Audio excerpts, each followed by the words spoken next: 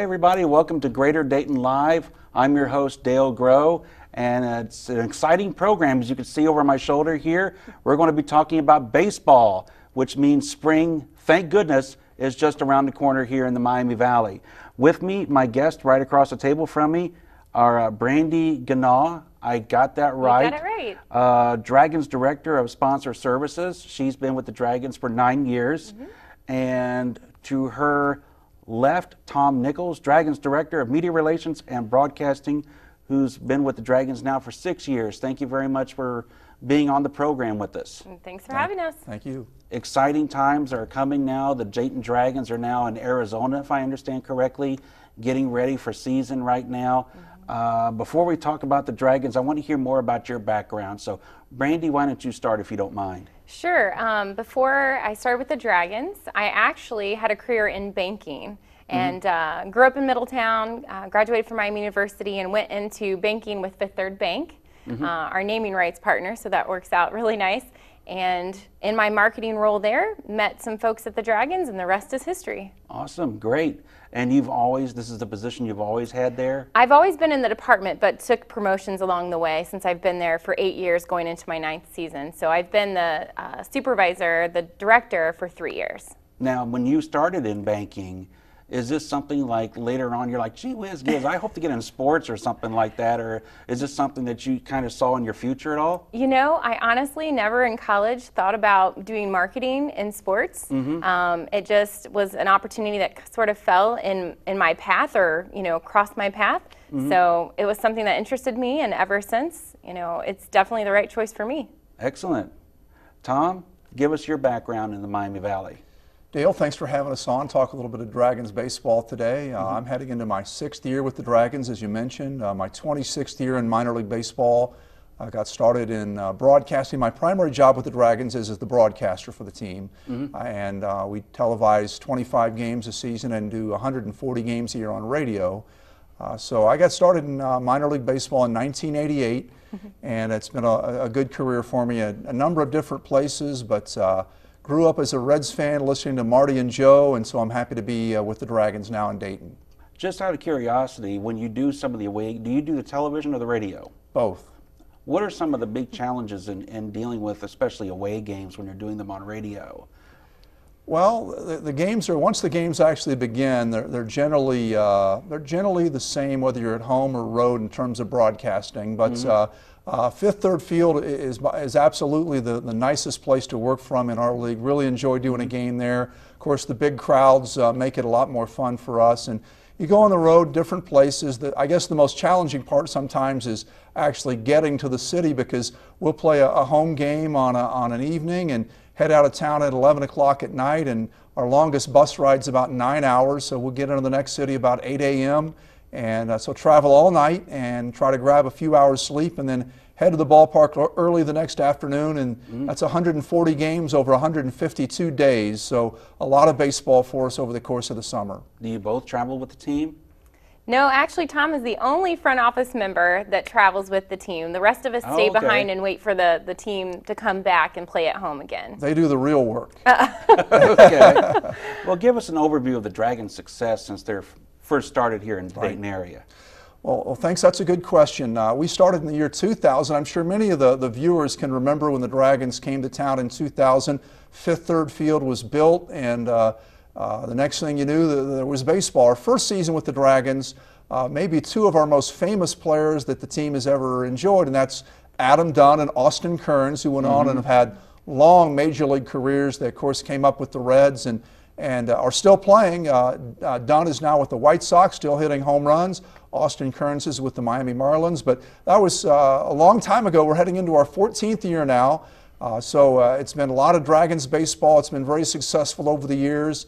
And we look back to that first season. Many of the same people who actually made some of those decisions back in the year 2000 are still with the team, including our team president, Bob Murphy, our general manager, Gary Mays, our executive vice president, Eric Deutsch. All those people were with the ball club when we started up in 2000, actually going back to preparation in 1999. So they're still with the team, and we've got a number of other front office members who've been with the team from day one and have seen this ball club grow into really the most successful minor league team in the nation. And that's been a great thing for the city of Dayton and the entire Miami Valley.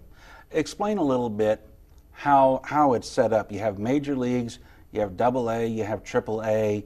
How is it set up, and where do the Dragons fall in with that? We're classified as a single A team. We're part of the Cincinnati Reds farm system. The Reds have 6 farm clubs.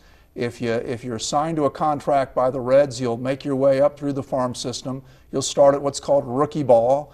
You'll move up. If you perform well, you'll move up and play for the Dragons. If you play well in Dayton, you'll move on up to the next club on the ladder, which is out in Bakersfield, California. Really? If you play well there, you move up to AA, Pensacola, Florida. If you play well in AA, you'll go to AAA, which is in Louisville, Kentucky, the Louisville Bats. And if you play well in AAA, you'll go to the major leagues with the Reds. So that's 6 farm clubs that most players will see some time with on the way to the major leagues. Only about 10% of all players who sign a professional contract will someday make it to the major leagues. But we've had 57 in our history. 57 Dragons players have reached the major leagues, including some of the familiar names that fans will know from the Reds today. Players like Joey Votto and Jay Bruce, Johnny Cueto, Homer Bailey. Again, if you go back to our earlier years, I mentioned Adam Dunn and Austin Kearns, and there was a familiar name, Willie Mo Pena, that the fans will still remember. Those are all Dragons players among those 57 that have reached the major leagues that have come through Dayton and played for the Dragons. Well, what are some of the keys to the success? I mean, you're the most successful. Well, I mean, we might as well be bold here, looking at your attendance, putting it up against teams like the Chicago Bulls and the Bruins and anywhere else. The attendance is remarkable. You know, what are some of the keys to the Dragons' success here in the Miami Valley?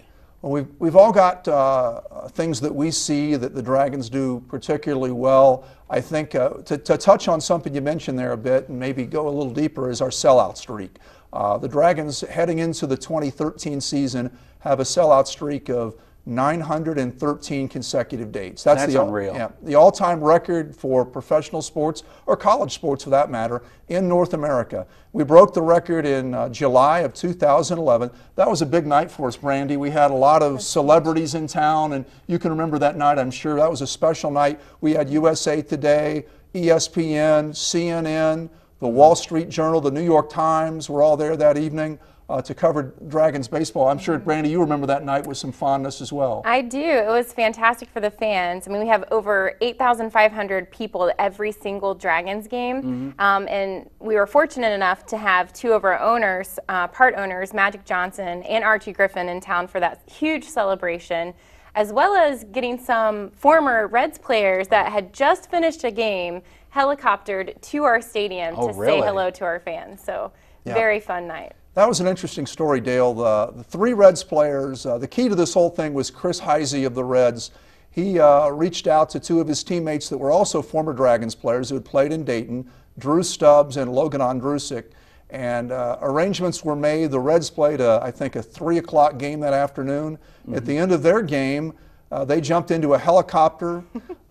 Took them about 20 minutes to get to Fifth Third Field, landed right on the plaza in front of the ballpark. We brought them inside, put them in their old Dragons uniforms that they had worn, and stopped the game for about 5 minutes. They came down on the field, spoke to the fans. It was really interesting to see 3 Reds players take a Saturday night out of their season and come up to Dayton to say thank you to the fans. But that was a special night for us in 2011.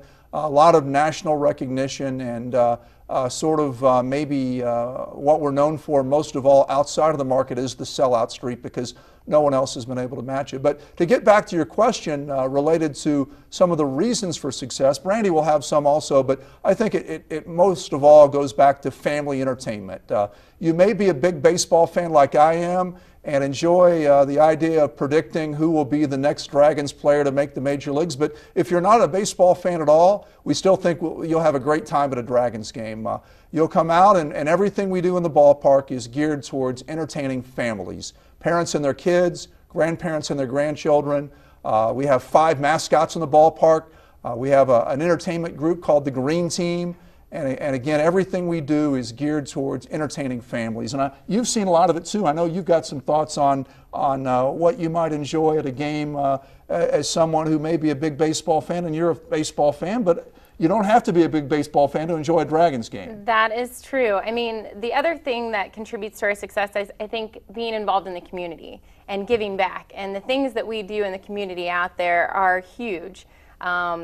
You know, we have a lot of different programs. We have Anthem Home Run for Life nights at the ballpark, actually, where a child, 5 children actually every season, get honored on the field and get to make their honorary Home Run for Life lap around the bases. They're you know, currently undergoing some medical challenge or have, you know, conquered that. And so them and their medical team get to come out and enjoy a fantastic Dragons game. Always a standing ovation at Fifth Third Field for that particular program.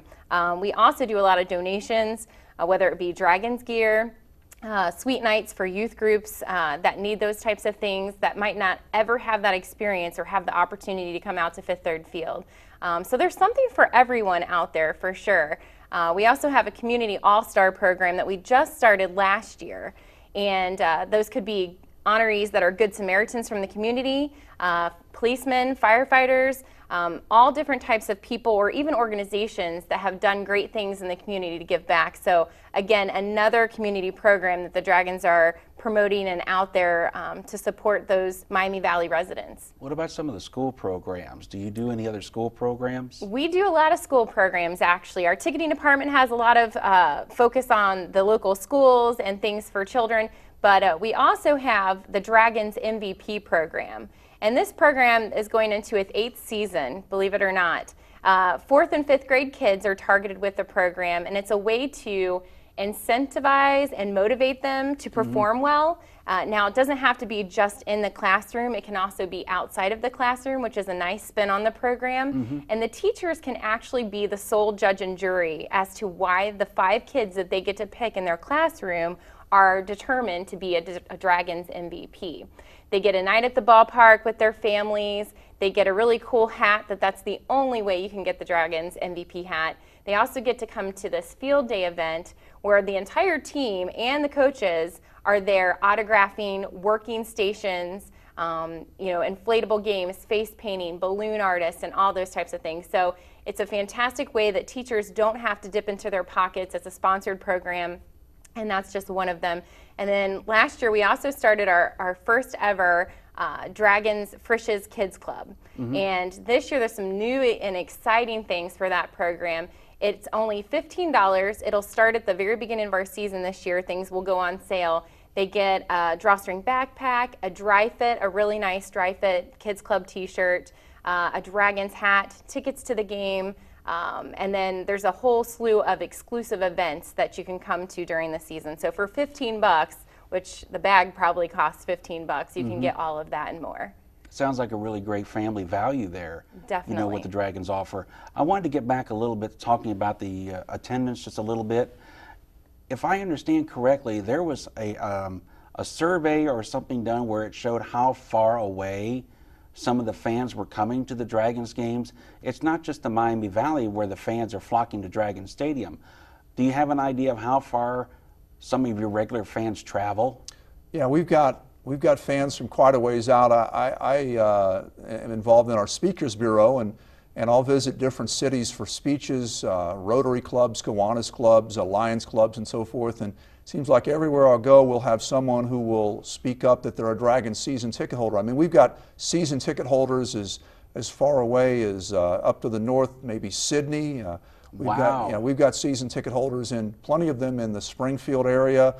To the south, down around maybe Lebanon or Franklin, and you know, as far east as maybe I think within 60 minutes or so, you've got basically our fan base, and it extends beyond that a little bit in some cases as well. But I think any minor league club that's successful depends somewhat on regional marketing. You make the effort to reach out to the community as far out as maybe just in some cases on an evening or on a Sunday afternoon, jump in the car and head on over to Fifth Third Field, and it's great family entertainment, so that's really what we're aimed at. We'll talk about some of the events that are going to be going on at Fifth Third Field in just a moment.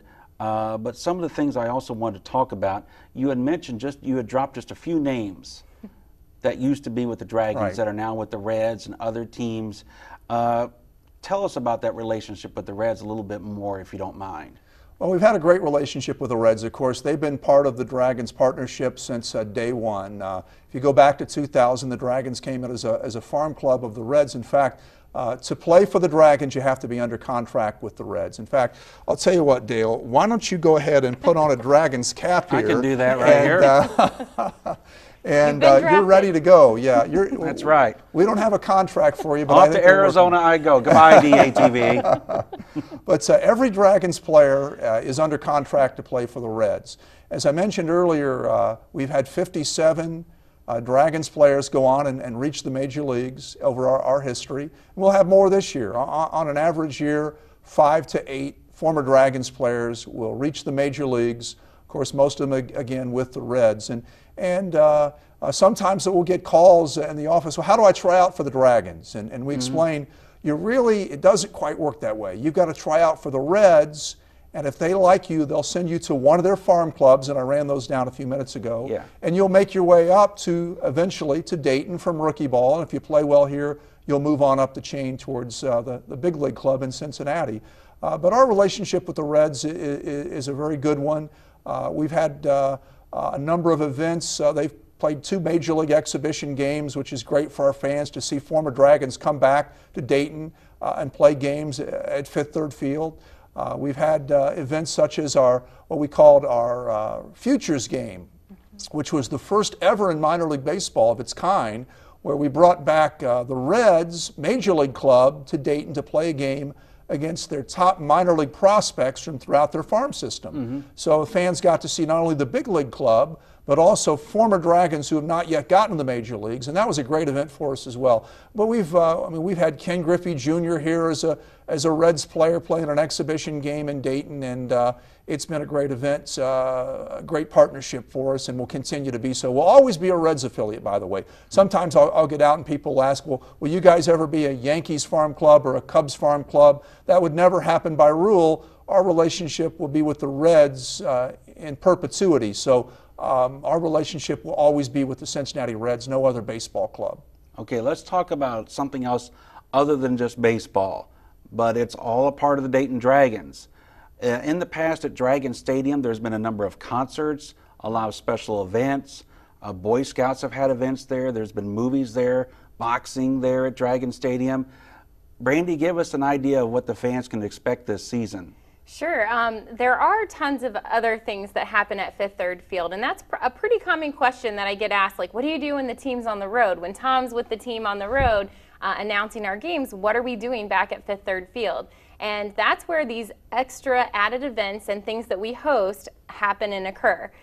This year, a couple of things that we already have on our calendar. We have the Subway Dragons 5K, and last year was the first year that we partnered with Subway on the race. That's scheduled for July, and people can actually go online and already register for that right now to get that marked on their calendar for that particular weekend. And we were fortunate enough, too, last year to have Jared Fogle, the spokesperson for Subway, at the race, and we anticipate him being there again this season. So we're definitely looking forward to seeing him again. There was a lot of buzz about him being there last year. So we tripled the race registrants last year, so we're looking to grow it. We had 1,200 people just last year, so wow. We're looking forward, our goal, closer to the 2,000 mark this year.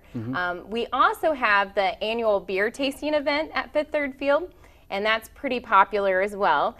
People that want to taste different types of beer, up to 60 varieties, I believe, every season. That's typically in the early part of August, and information will be on our website soon for that event as well, so that's a really fun one. We also have the Anthem Health and Fitness Carnival that's scheduled in August, and that's a great way to be very interactive and learn more about your health and take those proactive steps that are necessary for all of us to stay in shape. Just like the Dragons players. And then let's see here. We also have, I think that's pretty much it, what we have scheduled for right now. But there is one more big event that's going to be going on that we're all excited about. Yeah. And that's in June, on June 18th. Tell us a little bit more about that. Thanks for bringing that up, Dale. That's the Midwest League All-Star Game, which is a marquee event for us this year. It'll bring together the top players from around the league, all at Fifth Third Field in Dayton. The last time we had the All-Star Game in Dayton was 2001, it rotates around the Midwest League, so you're not going to get it very often. You may get it once every 12, 14, 15 years, and we've got it this year. So that's something we're really looking forward to. Again, it'll feature a collection of the very best players you'll see on television someday in the major leagues and Major League All-Star games for that matter. I went back and looked at some of the players that played in the All-Star game in 2001 when we had the game last, and we had players in that game that were in the Major League All-Star game not many years after. Really? So you'll see that this summer at Fifth Third Field. So that's a huge event for us, not just the game itself, but the entire event. We'll have some other things planned as supporting elements of that game, contests and other parts of the event that I think the fans will really enjoy, and we'll have those to announce at a later time. Now, something that's always, a part of baseball is having to deal with the elements. But you've done some work to the stadium field in order to try to, I guess, speed along the process, people not having to sit through such a long rain delay and whatnot. Talk about that a little bit. Well, the one thing we definitely can't control, unfortunately, is the weather. So if we have a night where it's raining, the game will stop, and we'll wait till the rain to stop and restart the game. We have done a lot of work on the field. We put in a brand new field prior to the 2012 season, new drainage, new irrigation, keeps the field looking nice, and I think as well as the aesthetic value, and it really looked good last year. If you were at a ball game, you just wouldn't find a field that looked any better anywhere in minor league baseball. But also, in addition to the aesthetic value, is the fact that the field will drain very quickly, which minimizes delays, postponements, anything along those lines at all. So if it does rain, it could rain throughout the day, and people will wonder sometimes. It'll rain, throughout the afternoon, and if it stops raining at 6:30 for a 7 o'clock game, we've got a pretty good chance of playing the game that night. So just because it's raining in the afternoon or at some point earlier in the day, certainly don't assume that there's going to be a postponement that night, because that field will drain off in a matter of minutes and we'll get the game started many times on time. And that's Kentucky bluegrass that you're using there. Grown in New Jersey, believe it or not. Grown in New Jersey, yeah, of all Kentucky places. bluegrass, grown in New Jersey. Our head groundskeeper, Dan Jennings, made a trip to a sod farm in New Jersey that's famous throughout the U.S. It actually is the one utilized by a lot of National Football League stadiums. And he picked out the grass, and had it shipped into Dayton in rolls, put it down, and it was really something last year to look out at that field, and it was just perfect. It was like a putting green, and so that was the first time we'd had to replace the grass since the original turf was put in 2000. And hopefully, if this lasts another another 11, 12 years, then that'll be pretty good. Excellent. Well, the Dragons have a huge connection with the military in the local community. Can you talk about that for us, Brandy? I sure can. We have an amazing program. We have a connection with Wright-Patterson Air Force Base, as well as the Springfield Air National Guard, and that is through our relationship with the DDC. We have this program called the Hometown Heroes Program, and what we do are families of those that are deployed through those two, Wright-Pat as well as Springfield Air National Guard, let them come out to the stadium for 70 home games, the 70 home games we have, and take them on a behind-the-scenes tour. We supply them with money to eat on that evening. They get the true VIP treatment while their loved one is serving our country. In addition to that, we also have, on occasion, probably about 5 times a season, where we bring a special family out onto the field during an inning break, and they actually get a special video greeting from their loved one from overseas. Wow, that's nice. Yes, and again, standing ovations, never a dry eye in the seating bowl on those nights, because of course we all really appreciate what they're doing for our freedom. Absolutely. And then we also have 2 nights every year called American Celebration Nights. And on those evenings, it's a huge celebration at Fifth Third Field, again, thanking those men and women that serve to protect our freedoms, and incorporating all that into even our entertainment skits that night, have a spin that's very patriotic on those too. So it's a great relationship that we have, and we're fortunate enough to be able to give back to those families who give so much to us through their loved one. Well, believe it or not, we only have about a minute left. Oh my goodness. We have been here for about 27 minutes. Tickets going on sale now, Dragon Stadium. At times that they cannot get to the stadium, the games, of course, will be on WHIO 7.2, I imagine. How many games are they doing this year? 25 games this season again, and we also encourage people to go to our website for more information. That's a great place to go, DaytonDragons.com. Any of the things we've talked about today are explained in great detail. Some of the things we haven't had time to get to today also you can check out there as far as tickets, gift shop, team information, schedule, roster, multimedia, all that stuff is on the website. Sounds great. And you can like us on Facebook. We also have a Facebook page too. So you can get up-to-date information right there, right away. You can definitely find some event information there and kind of keep up with what's going on, when the team gets in town and stuff like that. So excellent, great. Well, Brandy, Tom, I want to thank the both of you for being with us here today. I'm going to look at my paper again to make sure I get. Brandy is newly married here, so we're both kind of getting used to her new name here. Brandy Ganaw. That's right. Ganaw, Dragons Director of Sponsor Services. Tom Nichols, Dragons Director of Media Relations and Broadcasting. Thank you both for being with us here today on Greater Dayton Live, and thank you for watching us here today on Greater Dayton Live, and we'll see you next time right here on DATV.